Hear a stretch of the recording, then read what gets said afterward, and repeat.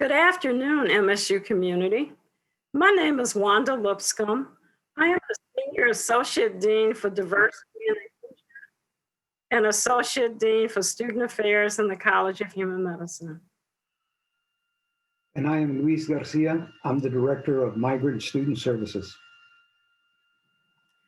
Luis and I serve as the co-chairs of the MSU's Diversity, Equity, and Inclusion Steering Committee. Our committee was charged by President Stanley to conduct a comprehensive review of MSU's programming in diversity, equity, and inclusion. Together with our committee members, we have been working to identify barriers to a fuller realization of the DEI values at MSU and to develop a planning framework. The framework is intended to lay the groundwork for long-term system-wide change and will be shared later this semester. During the course of our work to create this long-term plan, the pandemic and several campus and national events have shed light on systemic racism. President Stanley requested that we, with the input of the Office for Inclusion and Intercultural Initiatives, create a task force on racial equity. A group of committed faculty, staff, and students with focused expertise in diversity, equity, and inclusion were identified to serve on the task force. This task force was charged to consider and identify a set of immediate actions centered around campus climate and safety, policing, and faculty and staff diversity. A little over a week ago, President Stanley shared the recommendations from the task force with the campus community and provided an opportunity for you to share your questions, which we will address later in this webcast. Today, you will hear from MSU President, Dr. Samuel Stanley, our new Vice President and Chief Diversity Officer, Dr. Jabbar Bennett, and Ms. Jonglim, Chair of the Campus Climate and Safety Subcommittee, who will talk through these recommendations and respond to your pre-submitted questions. With that, we welcome President Stanley, Dr. Bennett, and Ms. Hahn to offer their insights and recommendations. President Stanley, let's start with you. Thank you, Wanda. I've often said a culture embracing diversity, equity, and inclusion is essential for all we want to accomplish together at Michigan State University. That starts with a university that is safe, welcoming, respectful, and supportive, so that everyone can enjoy their greatest capacity to succeed. I'm looking forward to the DEI Steering Committee's recommendations later this semester, and I want to thank the leaders and members for their efforts over the last year. I also want to thank Jonglim from the Dow STEM Scholars Program for leading the task force working group on campus climate and safety, and all of the members of the task force for their help. This group has made recommendations to support broader awareness of racial equity issues, better communication, more inclusiveness, and importantly, building trust at MSU. I believe a number of these recommendations are very actionable in an early time frame. I have responded to all the task force working group's recommendations, which people can read on the task force homepage. I look forward to our conversation, but first I'd like to ask our Vice President and Chief Diversity Officer, Jabbar Bennett, to make some introductory comments. Dr. Bennett will be a central figure in ensuring diversity, equity, and inclusion responsibilities are acknowledged and embraced by MSU's colleges and administrative units. Thank you, President Stanley, and I look forward to the conversation as well. I also look forward to working with you and others to help advance these critical efforts at MSU. I'm pleased to have joined MSU at such a pivotal moment in our history as we embark upon this exciting yet challenging phase of our diversity, equity, and inclusion, or DEI journey. Over the past several weeks, I've met with several dedicated and courageous people who are deeply committed to helping improve our campus culture. As I continue to listen and observe, the underlying issues that create barriers for underrepresented minority students, faculty, and staff have become more apparent. I am very impressed with the scope of work being addressed by the DEI Steering Committee, along with the recommendations that emerged from the Task Force on Racial Equity. The recommendations from both processes provide a framework that will be used to develop a comprehensive DEI strategic plan. This working group report on campus climate and safety identifies specific ways to help prevent and respond to racial incidents by holding everyone accountable for their own actions and to our values. Our commitment to all Spartans is to create and maintain an environment where everyone feels welcome, safe, and has a sense of belonging.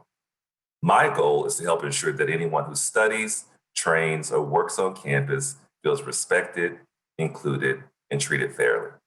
I look forward to leading these efforts and collaborating with you all as we move forward together. Thank you. I now welcome Ms. Jonglim for a presentation of the recommendations from her subcommittee. Jonglim, you now have the floor. Thank you, Dr. Lipscomb. One of the major issues that the committee had was to make sure that this is not just a one-person thing. We wanted to make sure in the preface that this is one step of many steps to make us truly transform into a DEI campus. So with that being said, one of our first recommendations was around communication. There seems to be a lack of clear and transparent communication at MSU. So we recommended that there be a unified, both internal and external communications with things that happen on campus, as well as both good and bad. We wanted to move away from just informing the deans and chairs, but informing the entire campus of major events that affect our racial climate, as well as in celebrating some of our achievements. The second area was under education and training. We understand we always need more, and MSU has taken steps this fall with first-time DEI Foundation's mandatory training.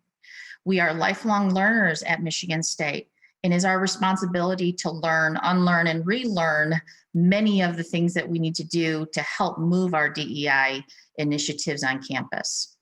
We must also hold each other accountable to that commitment. With that being said, under the policies and procedures, we wanted to make sure that with that training, there is accountability, that we are making sure that we are reporting all instances of bias, of racism, and discrimination, regardless of its violation to the anti-discrimination policy. Furthermore, we recommended that racial impact studies be in place. It would address the inequities and historical and current, and so that we can make sound, good decisions that can truly impact our DEI, that'll be informative and intentional, and help us move from mere transitioning and managing DEI to truly transforming our campus community to one that is multicultural in all aspects. Thank you, Jonglim. I now would like to share a couple of the most frequently asked questions. This is meant to be a dialogue, so President Stanley and Dr. Bennett, feel free to add your perspectives to those of Ms. Hahn. There are several legacy programs geared towards marginalized students, like the Multicultural Aid Program, which had a proven success rate among students. In your work, did you review programs like these? And would we see advocacy to bring programs like these back in the future? I would say yes. We have recommended with the racial impact studies to go back to historical programs and policies and procedures and look at how it has impacted our racial climate, as well as our faculty and staff populations. We recommended specifically with the multicultural counseling. And so many of these different programs should be reviewed, and we recommend it as such. So this is Sam. I'll just add that this is obviously critically important. And I think one of the things the DEI committee has been doing in their work is a widespread inventory, essentially, of the activities that are taking place and have taken place at Michigan State University. And as Jonglim said, that's exactly what we need to do in terms of making sure that we have an idea of what programs might have been effective or are effective right now, what programs maybe aren't meeting the kinds of metrics that we'd like and we need to change. But I think it's a critical component. And having a place where that's displayed to get to these issues around communication, I think in a central website, I think would be really helpful for people to get an idea of the true scope and scale of the work we're trying to do. Again, we can always do it better, but it really makes a difference, I think, to try and put it in one place so people can recognize what's happening and what has happened in the past. Thank you both. A second question. The launch of the mandatory DEI training this year was a huge step for MSU. What are the next steps to further accountability around these core values? For example, fair treatment for students, et cetera. I think that with the recommendations that the task force had created, along with the DEI steering committee reports, as well as the strategic planning, there will be strategic steps that are both short-term, mid-term, and long-term in the future that can really help us move, that we're not just doing this as a one-time fix, but it is a commitment that is continual to make us truly embrace DEI. I think that's very well said, and I have very little or nothing to add to that. I think that summarizes it perfectly. Thank you. What policy changes are planned to address systemic inequities with minority faculty and staff? For example, closing wage gaps. I will go back to our recommendation for racial impact studies to truly see before we need to address those inequities. So we need to discover them, what they are, name them, and then see strategically how we can overcome them. And so I think that with that particular policy change, it can definitely deal with many of our systematic inequalities. I'm sure Dr. Bennett may. Yeah, go ahead, Dr. Bennett. Absolutely. I was just thinking, and along with the various analyses that we'll do to specifically address that question, one, looking at pay equity across faculty and staff would be keenly important. It's really, I think, critical that we think about how our faculty and staff are being compensated, especially those who are doing the same jobs. So that recommendation is a good one. And we'll figure out how to explore moving that forward. And I think one of the things you and I have talked about is that we really begin to examine and take apart our policies and understand where they may be contributing to structural racism and systemic racism. I think that is going to be a key part going forward as well. And we actually are reviewing the anti-discrimination policy. I know your office is working with the Title IX group as well and the Office of Institutional Equity to work on that review to make sure that we have a policy that really reflects what we want for Michigan State University. Absolutely. And I'll just add that along with the president and I, who are keenly interested in this, so is the provost, who has already begun to do some early analysis within the academic units around disparities or inequities in different types of policies. So our final question that we will address, what are some actionable recommendations for how MSU can better communicate around DEI topics to other stakeholder audiences such as alumni and donors? I think the first recommendation we had is to have an all-encompassing website, a robust one website that can link all of our DEI information. Right now, MSU is doing some great work, but sometimes it's hidden. It is a matter of linking all of that. We all know that the multiple clicks you have, you disengage your stakeholders. So making it accessible, making it frequent and robust, all-encompassing, I think that would be a quick, actionable item that we could do immediately. This has been a really great dialogue, and I look forward to the continued work we will see in the implementation of this plan. Now back to President Stanley for any closing comments. Just again, this is very important work that's been going on as we hear from these three task forces. This is great work in terms of, I think, both giving us some things we can work on immediately, as well as, again, working with the DEI plan to set some long-term goals, as Jonglim said. And I'm very, very, very, very grateful to the people who've been doing this work and for your engagement as well as this. This is a problem that takes all of our efforts to solve. It's not one individual, it's not two individuals, it's really our community coming together as a whole to work on this. So again, I look forward to the hard work we need to do, but I think it's absolutely critical for us to reach our full potential at Michigan State University.